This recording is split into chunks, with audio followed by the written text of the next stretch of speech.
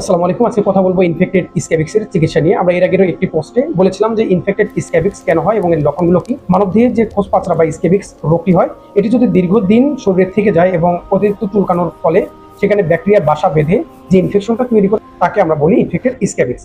Infected স্ক্যাবিক্সের লক্ষণ হলো আপনার অধিক পরিমাণে চুলকাবে, পেকে গিয়ে তার ভিতর থেকে পুঁজ রস বের হবে, আঠালো তরল বের হবে, অনেকের রক্ত বের হয়। এর চিকিৎসা পদ্ধতি হলো রোগের লক্ষণ এবং স্ক্যাবিক্সের পরিমাণ ওই ইনফেকশনের ধরন দেখে আমরা কিছু অ্যান্টিবায়োটিক সাজেস্ট করে থাকি।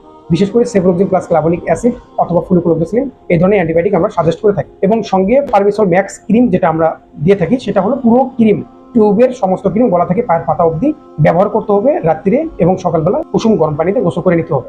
অনেক বেশি চুলকায়, তার কারণে অ্যান্টিহিস্টামিন খেয়ে নেব। সঙ্গে অ্যান্টি আলসারেন্ট, যেহেতু অ্যান্টিবায়োটিক আমরা খাবো, সেক্ষেত্রে যদি আমাদের অ্যাসিড দেখা দেয়, এই জন্য আমরা অ্যান্টি আলসারেন্ট খেয়ে নেব। আরেকটা ওষুধ আমরা সাজেস্ট করে থাকি, সেটা হলো স্ক্যাবো। আমরা স্ক্যাবো 3টি ভেরিয়েন্টে পাওয়া যায়, যেমন স্ক্যাবো 3mg, 6mg এবং 12mg।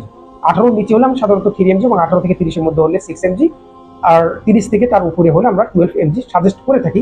এটা রোগের ক্ষেত্রে ধরন বুঝে এবং বয়স ও ওজন অনুপাতে আমরা দিয়ে থাকি। তবে 6mg আমরা এটা ইয়ং জেনারেশনের মধ্যে বেশি যেহেতু দেখা দেয়, 6mgটা আমরা বলে থাকি যে সপ্তাহে 2টা করে, একদিন 2টা, রাত্রিরে আপনি যে কোনো একদিন 2টা খেতে পারেন, অথবা 12mg একবারে একটি খেতে পারেন, আর 4 সপ্তাহে 4 বার। মনে রাখবেন, যদি ইনফেকশন হয় তখন এর লক্ষণ এবং সমস্যা বেড়ে যেতে পারে, তাই স্কিন বিশেষজ্ঞ ডক্টর থাকলে তার শরণাপন্ন